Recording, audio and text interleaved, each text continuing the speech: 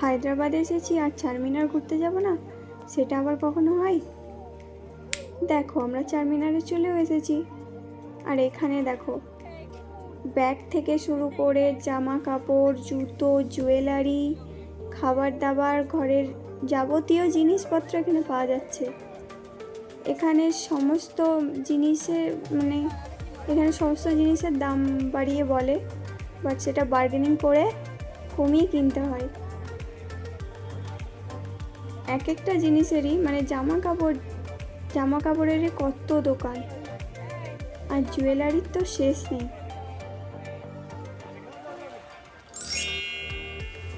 এটা হচ্ছে শ্রী ভাগ্যলক্ষ্মী মন্দির। এখানে আমরা প্রণাম করে নিলাম, আবার ঘুরে ঘুরে দেখতে শুরু করলাম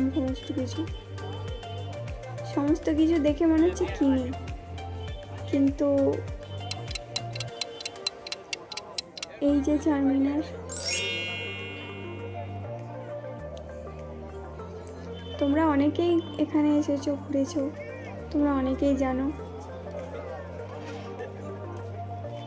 আমি তো আগে ভাবতাম চারমিনার ছোট, কিন্তু এখন দেখছি কত বড় আর কি সুন্দর লাগছে।